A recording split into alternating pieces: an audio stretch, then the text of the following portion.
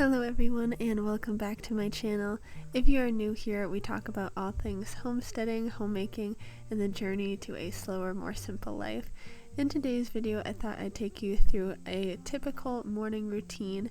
My days look very different from day to day, but I thought I'd show you just kind of a typical morning for myself. I always wake up between 5:30 and 6:30. Usually I am up and out of bed by 6:30. And I always start by taking my temperature first thing in the morning.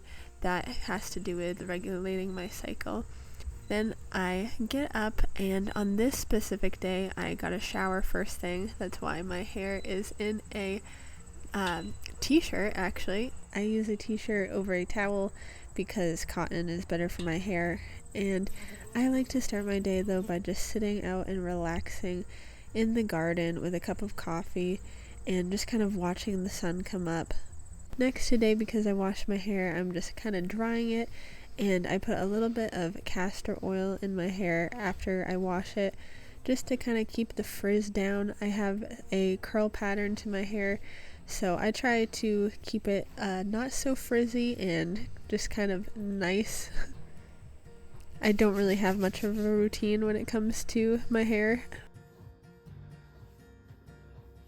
Then I just put my contacts in, and since I'm in the bathroom, I'm gathering all of the bath towels and the bath mats to go take to the wash. I like to start on laundry first thing in the morning because it's, to me, one of the easiest things to do in the house, because you just throw it in with your detergent and let it go. This detergent, by the way, is the homemade detergent that I made. If you are interested in it, I have a video that I will link for you. I will say that it is mother approved because my mom doesn't care about if something is all natural or not or anything like that, but she says that since I've been using this, everything has felt a lot softer. So definitely recommend this recipe of laundry detergent for everybody. Then I took out the laundry and towels that I had in the dryer that I left overnight, and I'm just getting those folded up. This may be controversial, but I've never had a problem with mixing colors and whites or towels with clothes. I just wash what needs to be washed and put how much fits in the washer at a time. So maybe that's controversial, but it's worked for me always, so I just like to do things simpler than make things harder for myself. But once I get these towels all folded up, then I just get them all together to be put away in the drawers.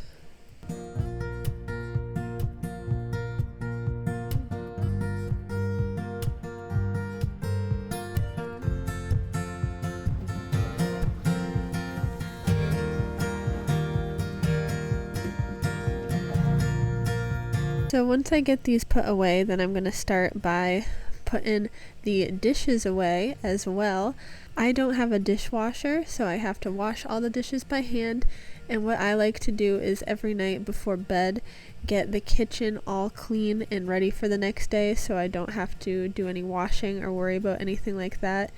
So I leave them out to dry, and then the first thing I do is put the dishes away in the morning.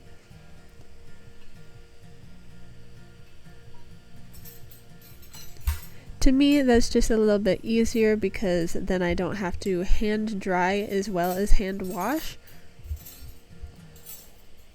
So that's just what works for me.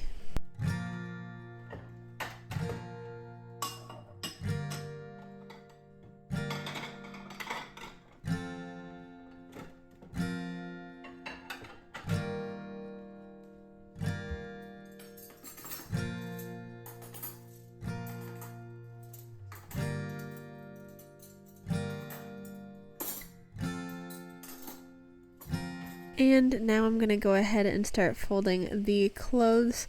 I have a specific way I like to fold t-shirts that go in drawers, so I will kind of demonstrate.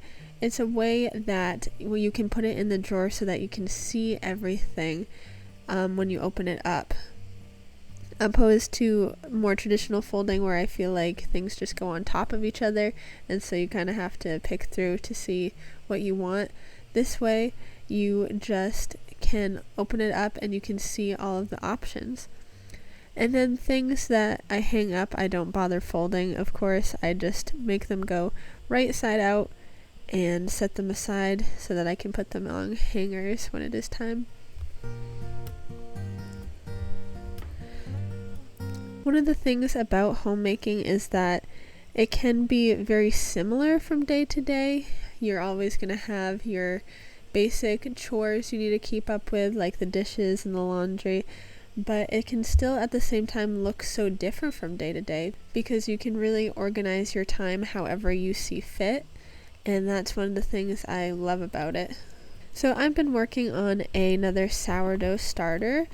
So we are in the middle of making it, so I'm just going to take half out of the container, and then I put about 100 grams of unbleached flour, make sure it's unbleached, and 115 grams of lukewarm water, and then I just mix that up and I'll set it to sit on the counter for a little bit.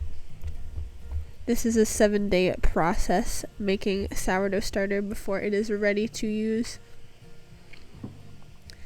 Then I take out the compost every day. I have just a little compost pile. It's a pretty hands-off compost pile, but it works well. And now at this time, I'm going to get dinner started because tonight we're having a brisket. So I'm putting it in a crock pot to just cook on slow for all day, basically 8 or 9 hours.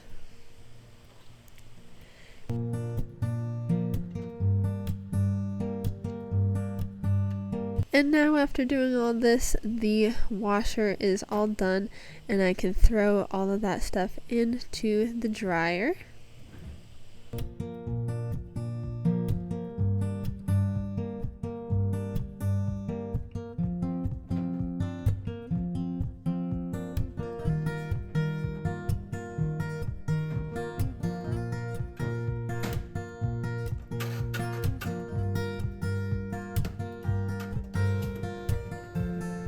So at this time it is now 9 o'clock in the morning and I am deciding to have something to eat.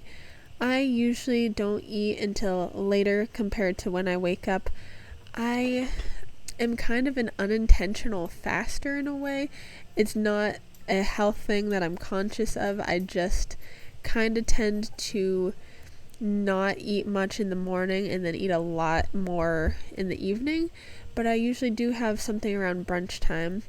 So today for brunch time I am having a cucumber sandwich. It is on sourdough bread with some raw butter, some cucumbers and tomatoes, and these are from the farmer's market. So it is extremely yummy. And that is basically my morning routine. I hope that shows that you can really get a lot done if you put your mind to it, because this is only up to about 9:30 in the day, and so I had the rest of the day to fill it with a lot more. I hope this inspires you in your home, and I will see you next time. Bye bye!